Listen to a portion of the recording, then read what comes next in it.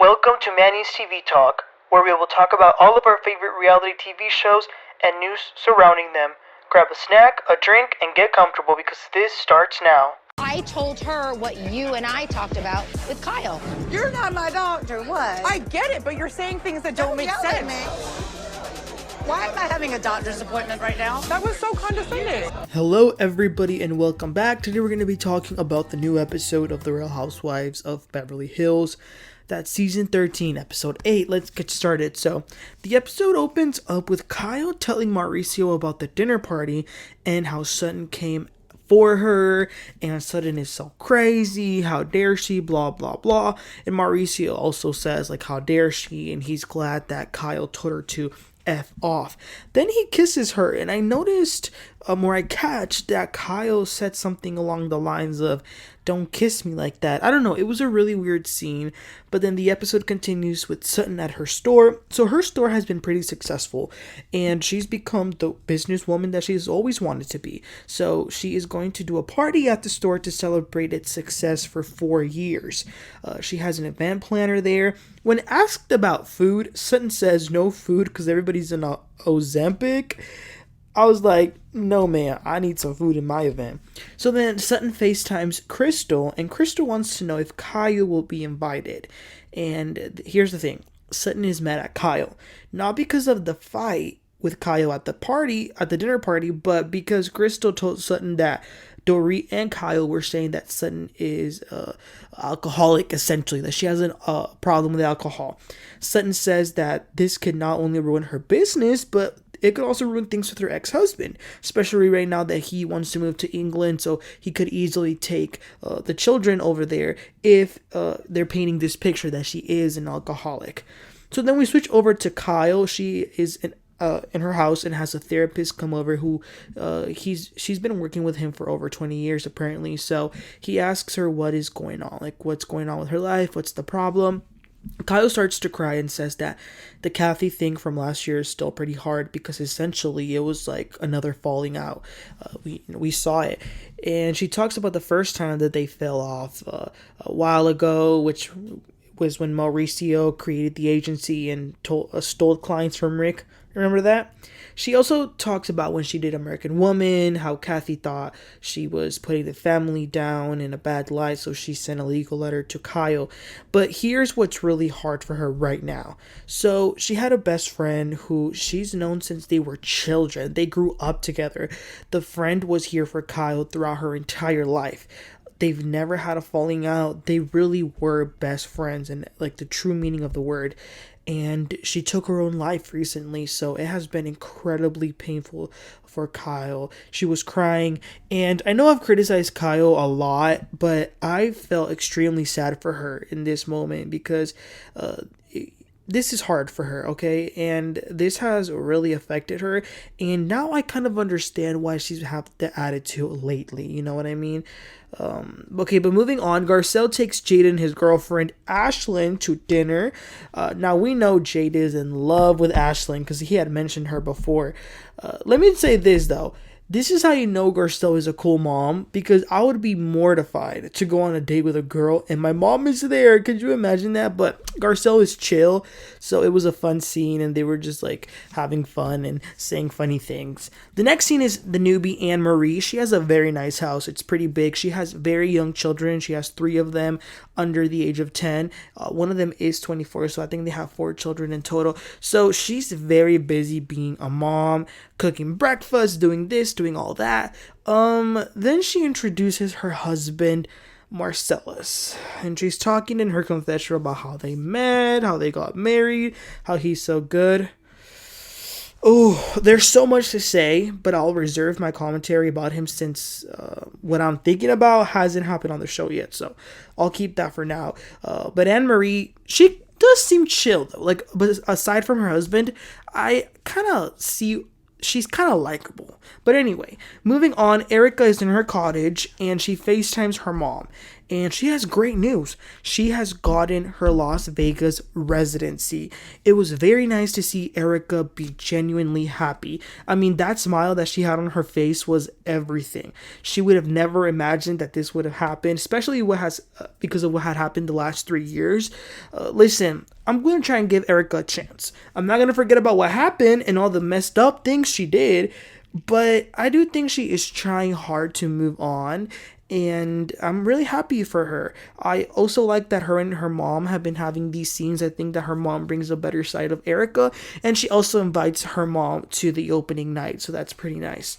It is then day for Sutton's party. She's at the store. They are getting everything set up. It's a whole production, from the flowers, the setup, everything. And oh my gosh, I feel so bad for Sutton's assistant sometimes. She can be a lot, okay? She's always nitpicking and she tells him, "Stop bossing me, you're not my father." I was like, what?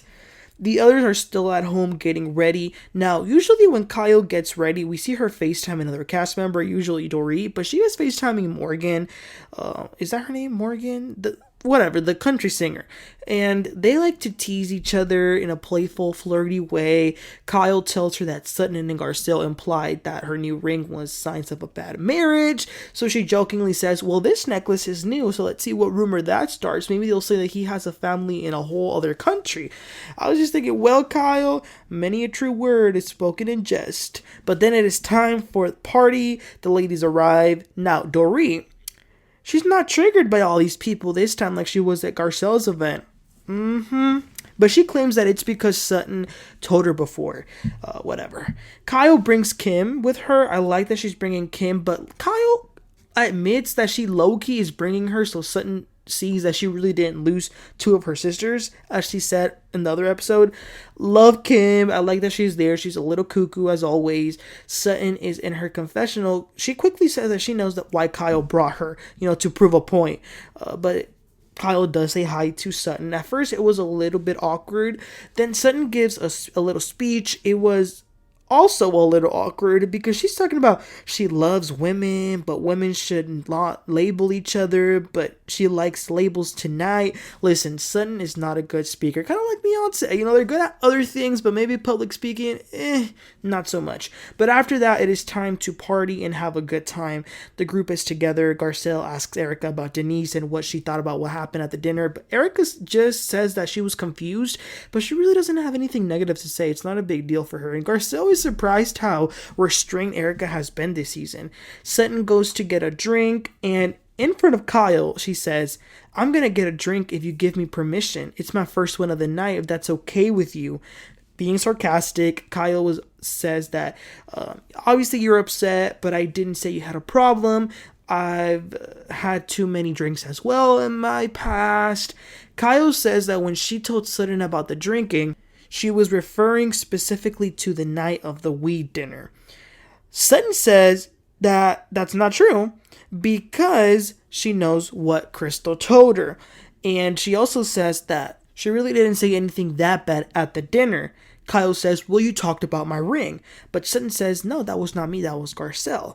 Garcelle approaches and explains why she questioned the ring. Dorit, who is such a pick-me, is trying to defend Kyle and says that Sutton has been talking about Kyle's marriage behind her back.